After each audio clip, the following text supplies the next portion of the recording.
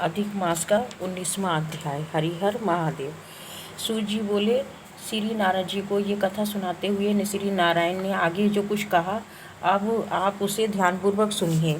जब ब्राह्मण सुखदेव ने अपने संशय को मिटाने की भगवान से प्रार्थना की, तब भक्त वत्सल भगवान श्री कृष्ण बोले, हे द्विजराज, तुमने जैसा तप किया है वैसा और कोई नहीं कर सकता, किंतु तुम ये नहीं जानते कि मैं सबसे अधिक प्रसन्न किन किन बातों से होता हूँ। ये मेरा परम प्रिय पुरुषोत्तम मास है। तुम दोनों ने शोक में डूबे रहने पर भी इसका सेवन किया है। हे तपोनिधि, इस मास के एक दिन का जो भी धर्म पूर्वक सेवन करते हैं उसके अनेकों पाप भस्म हो जाते हैं। तुम तो महीने भर निराहार रहे हो, फिर निरंतर वर्षा के जल में भीगते रहने के कारण तीनों कालों में स्नान किया है और वह भी आकाश के पवित्र जल से।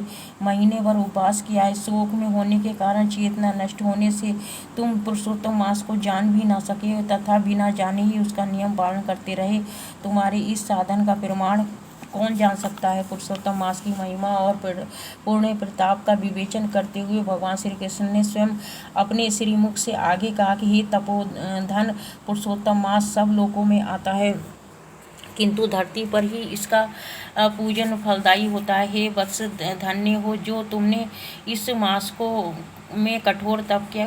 मनुष्य जन्म पाकर भी जो पुरुषोत्तम मास का सेवन नहीं करते हैं वे आजीवन दरिद्र रहते हैं, गरीब रहते हैं। इसलिए मेरे प्रिय इस मास का प्रयत्न पूर्वक सेवन अवश्य करना चाहिए। ब्राह्मण सुखदेव पुरुषोत्तम मास की सेवा से मृत पुत्र सुखदेव को जीवित देखकर स्त्री सहित बड़ा प्रसन्न हुआ और वे कहने लगा, बिना जाने मुझसे इसका सेवन हुआ है, फिर भी मेरा धर्म सफल हुआ, इसी से मेरा पुत्र जीवित हो गया। इस तरह का दूसरा कोई मास नहीं है, ना पहले देखा था और ना ही सुना है। इस प्रकार आश्चर्य करके आगे भी पति पत्नी दोनों ही पुरुषोत्तम मास में स्नान, व्रत और पूजा आदि करने लगे। पुत्र प्राप्त कर ब्राह्मण स्त्री सहित आनंद से रहने लगे। पुत्र भी माता पिता को सत्कार द्वारा प्रसन्न करने लगा। सब दुखों के नाशक पुरुषोत्तम मास के नियम अनुसार अपनी स्त्री के साथ तप हवन आदि करते हुए वे ब्राह्मण स्त्री सहित अनेकों सुखों को भोगकर 1000 वर्ष बाद परम लोक को गया। कथा का समापन करते हुए महर्षि वाल्मीकि ने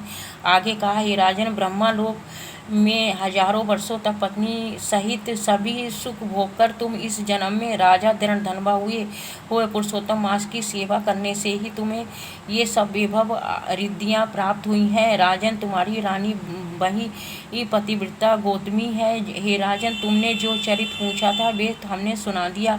हे भूपाल, पूर्व जन्म में तुम्हारे पुत्र जिन्हें श्री हरि ने जीवित किया वे सुखदेव नाम से प्रसिद्ध हुए हैं और 12,000 वर्ष पृथ्वी पर सुख भोगकर वैकुंठ को गए हैं। उन्होंने वन में तालाब के किनारे बड़ के पेड़ पर बैठकर तुमको पूर्व जन्म के पिता के नाते उपदेश दिया था।